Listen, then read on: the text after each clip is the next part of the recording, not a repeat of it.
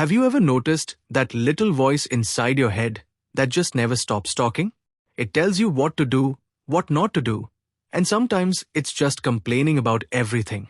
Well, get ready to meet that voice, understand it, and learn how to finally find some peace.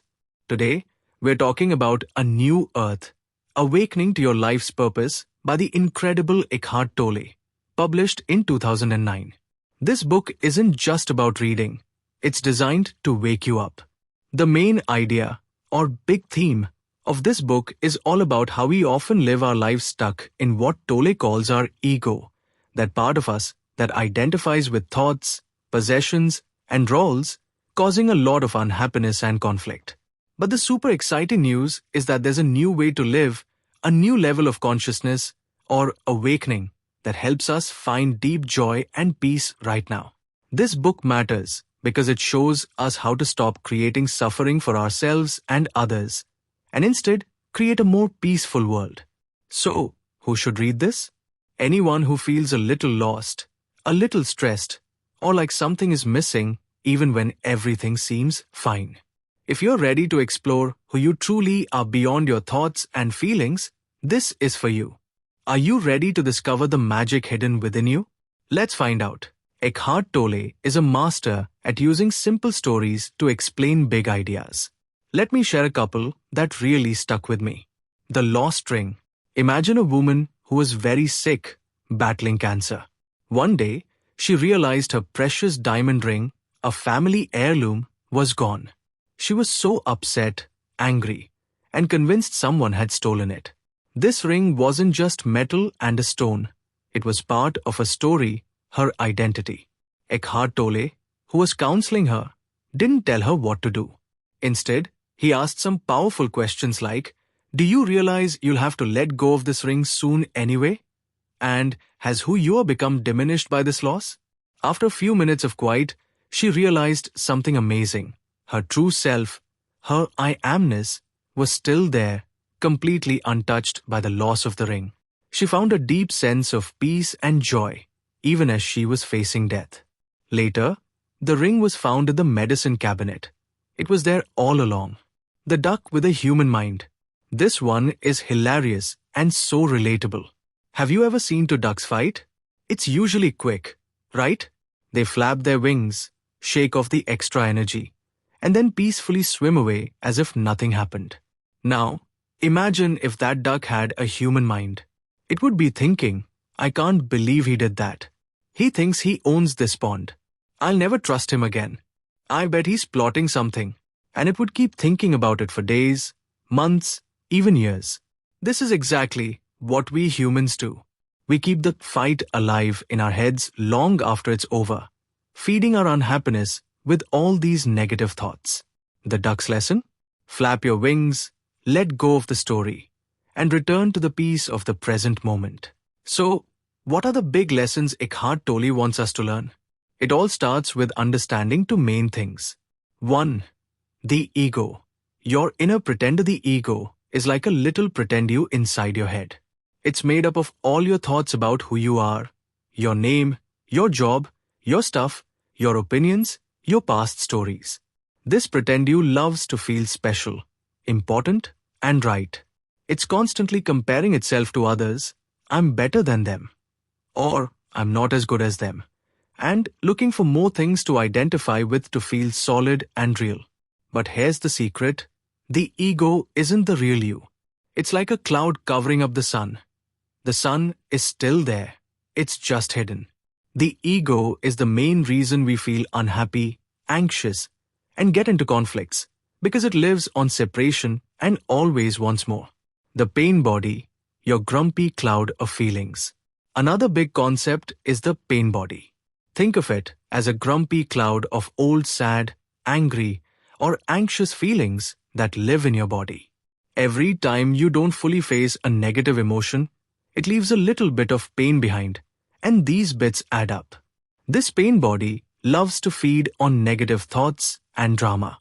When it's hungry, it takes over your mind, making you think sad, anxious, or angry stories to get more food, more negative emotions.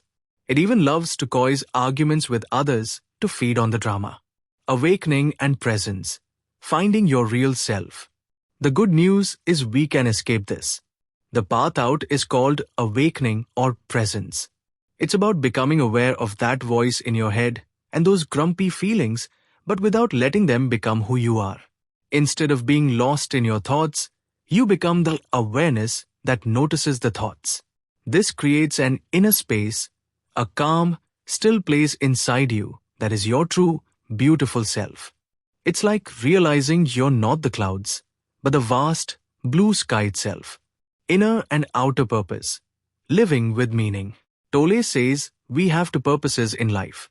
An inner purpose and an outer purpose. Inner purpose is to wake up, to become more conscious, to be present. This is the most important one. Outer purpose is what you do in the world. Your job, your hobbies, helping others.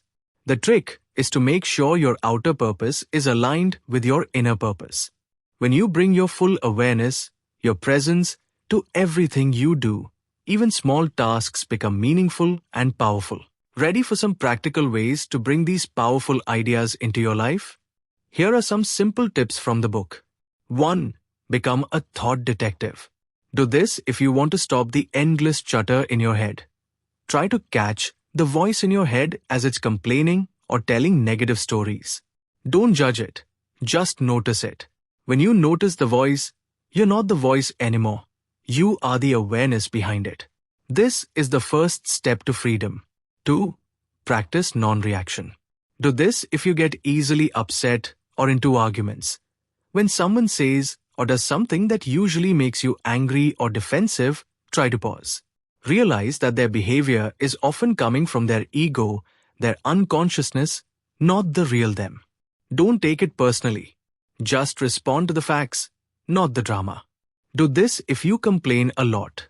Notice when you're complaining, even in your head, about situations or people. Complaining strengthens your ego.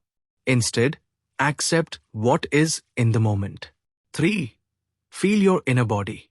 Do this to get out of your head and feel more alive. Close your eyes for a moment and try to feel the aliveness, the subtle energy inside your hands. Then your feet. Then your whole body. This is your inner body, and it's a direct connection to your true self, your being. Try breath awareness. Pay attention to the feeling of your breath going in and out. This instantly brings you into the present moment and creates inner space. 4. Let go of me and mine. Do this if you are too attached to things or roles. Be aware that your identity isn't truly linked to your possessions, your job, your appearance, or even your problems. The book shares a powerful truth. You are not a fragment anymore, which is how the ego perceives itself. Your true nature emerges, which is one with the nature of God. This doesn't mean you don't care for things, but you don't become them. 5. Embrace the 3 modalities of awaken doing. Checklist for every action. Ask yourself, am I doing this with acceptance, enjoyment, or enthusiasm? Acceptance. If you can't enjoy it, like changing a flat tire in the rain, just accept that it's what needs to be done. Do it willingly and find peace in that acceptance. Enjoyment. If you can, find the joy in the activity itself, not just the outcome. Enthusiasm. If you have a big vision or goal, let it be fueled by enjoyment, not stress or egoic wanting. If you can't do any of these, stop. Otherwise, you're creating suffering. This book really shook up my world. Before reading it, I often felt like I was my thoughts and emotions. If I was sad, I am sad. If I was angry, I am angry. This book taught me to step back and say, there's sadness in me, or there's anger in me, but I'm not that sadness or anger. This little shift in how I talk to myself has been a huge game changer. It creates a space, a freedom that allows those difficult feelings to pass through without taking over. A huge strength of A New Earth is its simple, direct language and powerful analogies. Eckhart Tolle doesn't use complicated spiritual jargon, making these profound truths accessible to everyone. It really helps you to understand that much of our suffering isn't caused by outside events, but by our reaction to them. The focus on presence as the solution to egoic suffering is truly liberating. One potential limit is that it might be challenging for some people who are completely new to spiritual ideas to accept the concept of the ego as not me at first. But Tolle addresses this by emphasizing that even recognizing the ego is a part of awakening. Compared to other self-help books that focus on manifesting or achieving, this book goes deeper, showing that true fulfillment comes from being rather than having or doing. It's not about getting a better you, but about discovering the real you that's already perfect. This book is packed with wisdom, so let's look at a few powerful quotes. 1. The voice in my head is not who I am. Who am I then? The one who sees that. This quote is the heart of the book. It tells us that our true self isn't the constant thinking, but the quiet awareness that notices the thinking. It's like being the sky that watches the clouds float by. 2. The ego isn't wrong. It's just unconscious. When you observe the ego in yourself, you are beginning to go beyond it. This is so liberating. We don't need to fight or blame our ego. Simply noticing it with a gentle smile is enough to start dissolving its power. It's about bringing light, awareness, to the darkness, unconsciousness. 3. The ring inscription, this, too, will pass. These simple words teach us about the impermanence of everything, good and bad. When we truly understand this, we become less attached to things, people, and even our own problems, leading to a profound inner peace and freedom. 4. You cannot manifest what you want. You can only manifest what you already have. This means true abundance and happiness aren't something you get from the outside. They are inner states, qualities of your being. When you feel abundant inside, that's what you attract into your life. So, is A New Earth worth reading? A resounding yes. If you're looking for a profound shift in how you experience life, how you relate to others, and how you find peace and purpose, this book is an absolute must-read. It's a roadmap to a more conscious, joyful existence, not just for you, but for our entire planet. I'd love to hear your thoughts. Have you read A New Earth before? What was your biggest takeaway? Or what resonated most with you? Let me know in the comments below. And if you enjoyed this review and want more insights into transforming your life, don't forget to like this video and subscribe to my channel for more self-help book breakdowns.